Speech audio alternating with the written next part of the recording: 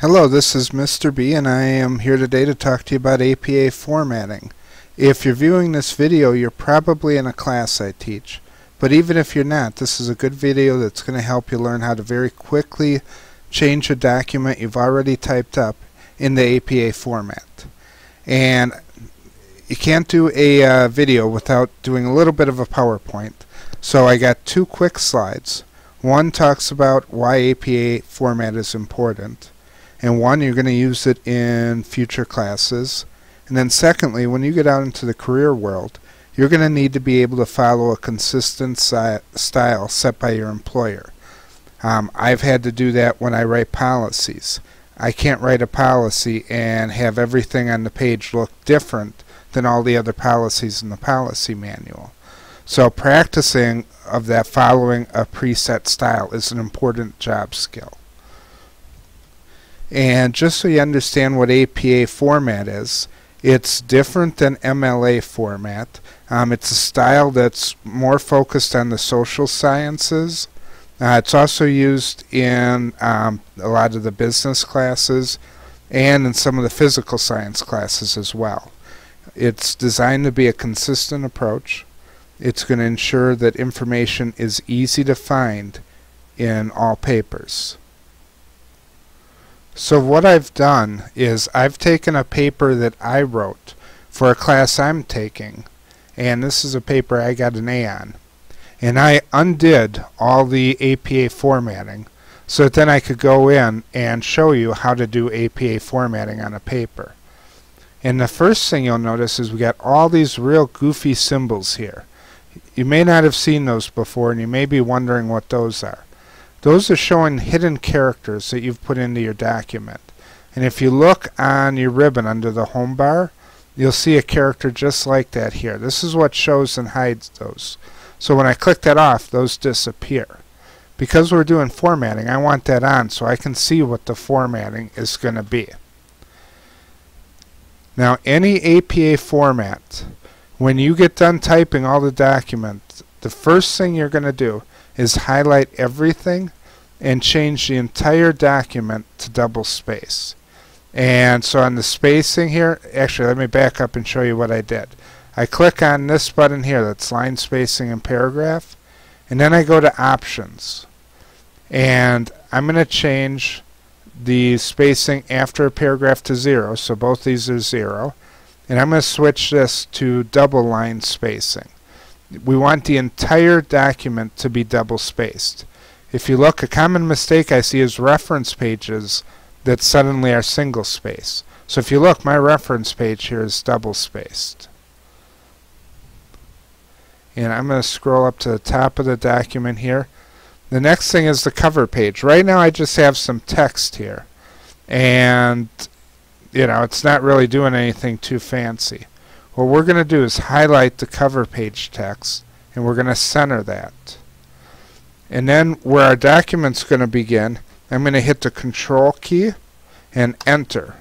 And that creates a page break during the middle of the page. The next thing I'm going to do is, this is the title of my paper again.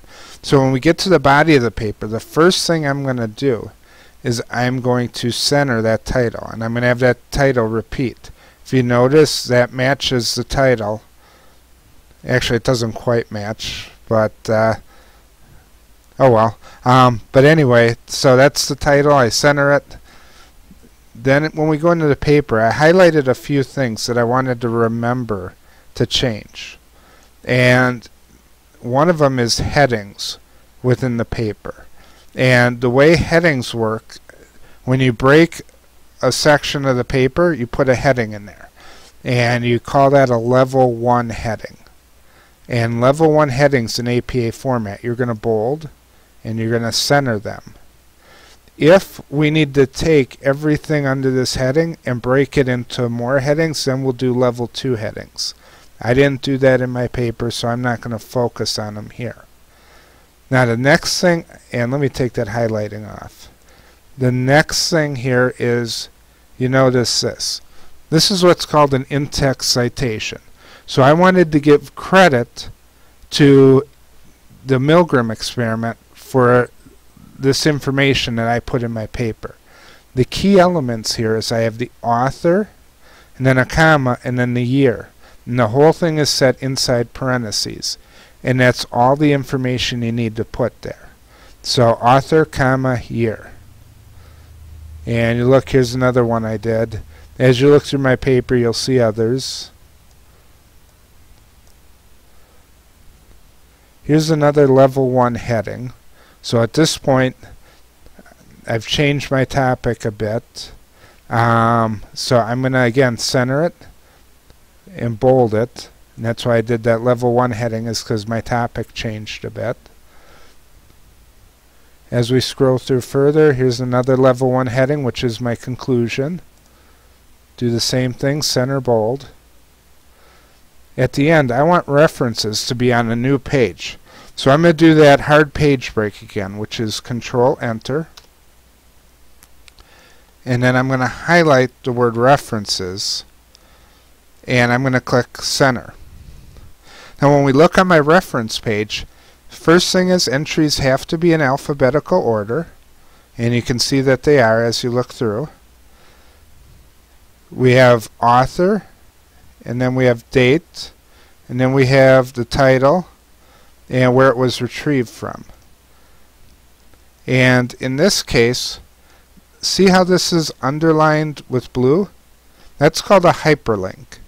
And when you have a hyperlink, that's something that you're not supposed to have in APA format. So what we're going to do actually is we're just going to right click, and we get this pop-up menu, and we're going to choose Remove Hyperlink, and our hyperlink is gone. We're going to do that with each one of these. Right click, remove hyperlink. Right click, remove hyperlink. Right click, remove hyperlink. And now my hyperlinks are gone. We're about 80% of the way there on APA formatting. There's a couple key things that we're missing though. And the first is we don't have any headers. So to do a header, we're going to go Insert, and we're going to choose Header over here. And I always do blank header. And we're going to type in our text here.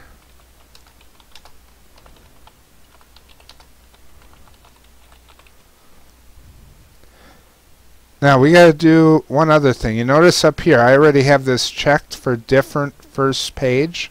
That's important in APA because your header on the first page is going to be different than your headers on your other pages, because you're going to put in two words here, running head and then a colon on your first page header. You're not going to do that on any of the other pages. Now the other thing is we have to add a page number. So we're going to hit tab, and we're going to hit it a second time. And notice up here the second tab is lined up flush with the margin, and over here we're flush with the margin, so that these will match the rest of my paper. Now over here we're going to go page number, current position, and plain number, and it puts a page number in. And so now we have our header on our cover page, and this is exactly how we want it for APA format. When we go to our second page though, we don't have a header yet. So we're going to repeat, and this is because we have a different first page header. We're going to repeat that process but without the words running head. And so page number, current position, plain number. And you can see that the header we've just put on page 2 is going to carry through to every page of the document. Now the other thing, and I'm looking through, I realized I forgot to undo it, is we have these things called hanging indents on the reference page. And I forgot to undo that, but I can still demonstrate how we do that. And we do it with the toolbar here. So on a hanging indent, the first line is not indented at all. It's flush with the margin. The second line is indented 1/2 inch. So I move it over here to undo it. If I wanted a regular indent, I would take the top one and move it 1/2 inch. But I don't want that. I want the hanging indent. So I'm going to put that back, and I'm going to drag this 1/2 inch. And we can see we now have hanging indents again, where the first line is out to the edge and each future line is indented 1/2 inch. That is, in the nutshell, APA format and how to make a document fit APA format. For your references, when we look at these, it can be tricky to learn how to format these. A good site to help with that is Purdue OWL, or another site you can use, but you have to make sure it's set to APA format, is a website called bibme.org. So let me go to that site real quick here so you can see what that looks like.